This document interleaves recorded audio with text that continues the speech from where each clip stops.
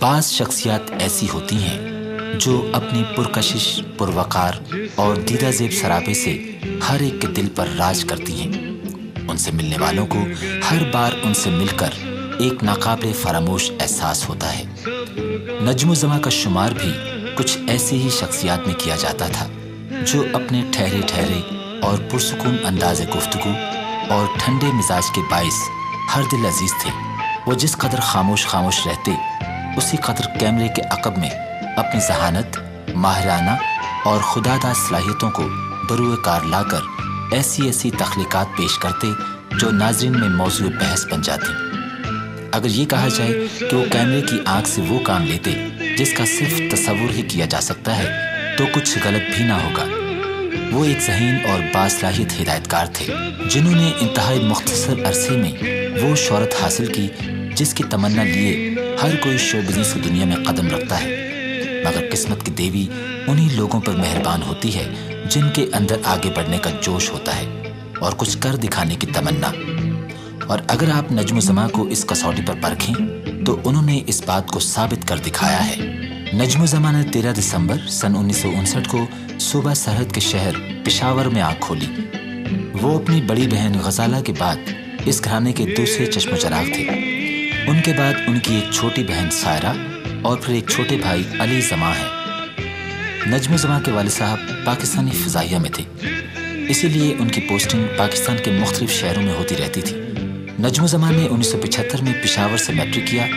नज्म ज़मा का इब्तिदा से ही तालीम की जानिब कुछ ज़्यादा ही रुझान था। उन्होंने सन 1979 में गवर्नमेंट कॉमर्स कॉलेज एबटाबाद से ग्रेजुएशन किया, जो कि पेशावर यूनिवर्सिटी से मुंसलिक था। चूँकि नज्म ज़मा को आला तालीम हासिल करने का बहुत शौक़ था, लिहाजा उन्होंने अपने इस शौक़ की जिला के लिए इसी बरस अमेरिका तक का सफ़र तय किया, जहाँ उन्होंने सन 1982 में कैलिफोर्निया की यूनिवर्सिटी पैसिफिक स्टेट से MBA किया।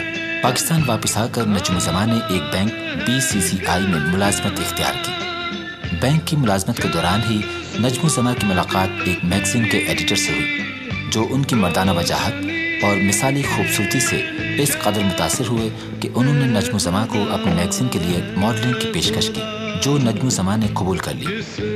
नज्म ज़मा ने सोचा भी नहीं था कि इस मॉडलिंग के ज़रिए वो शो बिज़नेस की चमकती दमकती दुनिया में कदम रख देंगे। नीली आँखें, जाज़बे नज़र खदो खाल और इस पर बुलंद कामिद कद उनकी शख्सियत को जैसे दीदा ज़ेब बनाने के लिए काफ़ी था। 7 बरस तक बैंकिंग के शोबे से वाबस्ता रहने के बाद ही नज्म ज़मा शो बिज़नेस की दुनिया में आए और नज्म ज़मा ने अब बाकायदा मॉडलिंग की दुनिया में अपनी किस्मत आजमाने का इरादा कर ही लिया। वो कई कमर्शियल्स में जलवा अफरोज हुए और हर कमर्शियल मकबूल हुआ।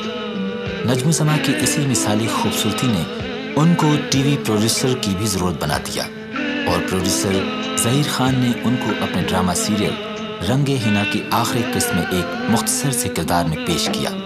गो कि यह खासा कम किरदार था, लेकिन नज्म ज़मा ने इस किरदार में अपनी मायारी अदाकारी के ज़रिए ऐसा रंग भरा कि दूसरे प्रोड्यूसर्स की निगाहों और ड्रामों में नज्म ज़मा ने जगह बना ली। खातून प्रोड्यूसर सायरा काज़मी ने नज्म ज़मा को अपने ड्रामे आपकी खातिर में पहली बार एक भरपूर किरदार में पेश किया।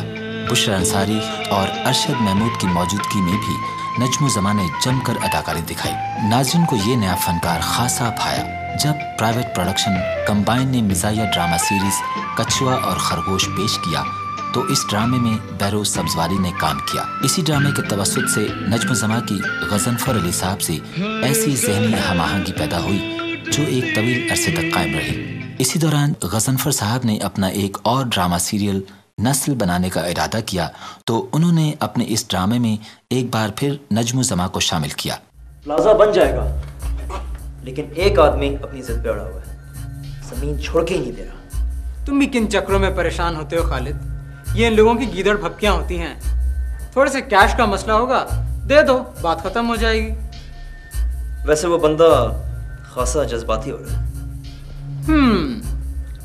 तो जज्बाती होने की क्या सजा होती है? अब जब आंखों की सुइयां रह गईं, तो एक आदमी प्रॉब्लम क्रिएट कर रहा है। देखो बैद, मैं चाहता हूं हम इस बंदे से जल्द निपटें। रात का अंधेरा होने दो, 14 तबक रोशन हो जाएंगे। बस खुश।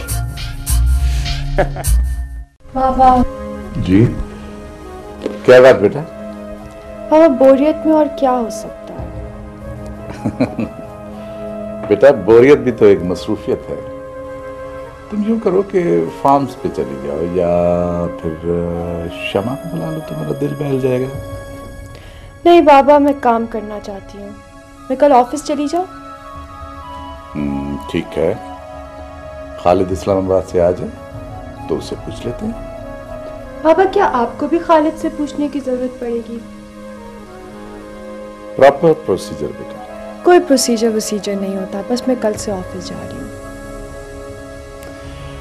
अच्छा तुमसे तो मैं पूछ सकता हूँ, खालिद के साथ ऑफिस में बैठने पर तुम्हें कोई इतराज तो नहीं? आपको तो पता है बाबा कि मुझे इससे कोई फर्क नहीं पड़ता, मुझे सिर्फ काम से मतलब है। नज्म ज़मा की मुलाकात पाकिस्तानी फिल्मों के हिदायतकार सैयद नूर से हुई, जो उन दिनों अपनी एक फिल्म कसम की तैयारियों में थे। सैयद नूर को नज्म ज़मा में अपनी फिल्म के किरदार के लिए तमाम तर खुसूसियात नजर आईं और सैयद नूर ने नज्म ज़मा को सलीम शेख और इरम हसन के साथ एक अहम किरदार में अपनी फिल्म में मुतारिफ करवाया। 90 की दिहाई में आई इस फिल्म में नज्म ज़मा को पाकिस्तानी फिल्मों में एक खुशगवार इजाफा करार दिया गया, लेकिन अपनी पहली फिल्म की कामयाबी के बावजूद नज्म ज़मा ने पे दर पे फिल्मों में काम करने के लिए हामी नहीं भरी, बल्कि उनका कहना था कि वो सिर्फ मुंतखब कामों पर यकीन रखते हैं। चूंकि नज्म ज़मा की गज़नफ़र साहब से बहुत अच्छी ज़हनी हमाहंगी हो चुकी थी, इसीलिए जब गज़नफ़र साहब ने कंबाइंड प्रोडक्शन में उनकी खुदादाद सलाहियतें आजमाने का फैसला किया तो नज्म ज़मा इनकार न कर सके और इस तरह वो इस बड़े इदारे के साथ मुंसलिक हो गए। नज्म ज़मा ने पुराने भूले बिसरे गीतों पर मबनी एक प्रोग्राम सुनहरे गीत की मेज़बानी भी की, जिसमें पाकिस्तान के उन सदाबहार गीतों को याद किया जाता जो अपनी नगमगी, शायरी, मौसीकी और गुलकारी की बिना पर अपनी जगह एक मुस्तनिद मकाम रखते हैं। इसी हवाले से उनका एक और प्रोग्राम बूझो गीत पहेली भी मशहूर हुआ। नज्म ज़मा ने ये प्रोग्राम बड़ी खूबसूरती से पेश किया। हम आपको खुशामदीद कहते हैं i+ के म्यूजिकल गेम शो में, जिसका नाम है बूझो गीत पहेली। आइए आपके सामने गीत पेश करता हूं जो ओरिजिनली गाया था ए नैयर ने और नाहिद अख्तर ने। आपको पता चल जाएगा हम किस गाने को और किस तरह की म्यूजिक को ये प्रोग्राम डेडिकेट कर रहे हैं जी। प्यार तो एक दिन होना था हो गया, प्यार तो एक दिन होना था हो गया, दिल तो एक दिन खोना था खो गया, तेरा मेरा प्यार अमर, तेरा मेरा प्यार अमर, साथ रहेंगे जीवन भर। सौरभ दी प्यार तो एक दिन होना था हो गया।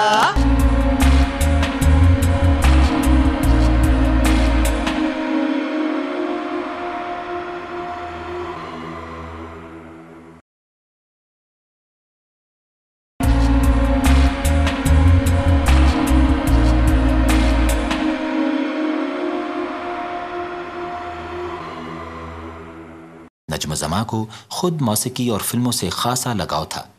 वो मेहदी हसन और रूना लैला के गीतों को बहुत पसंद करते थे।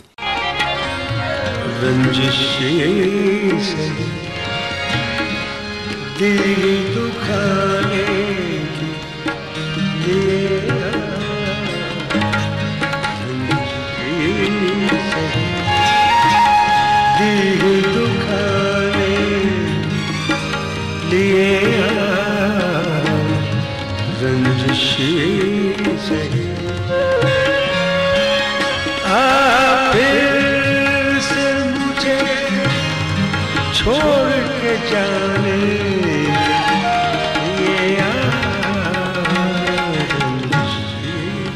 सही,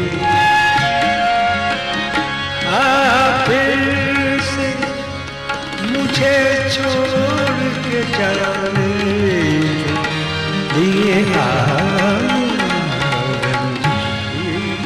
सही, दिल दुखा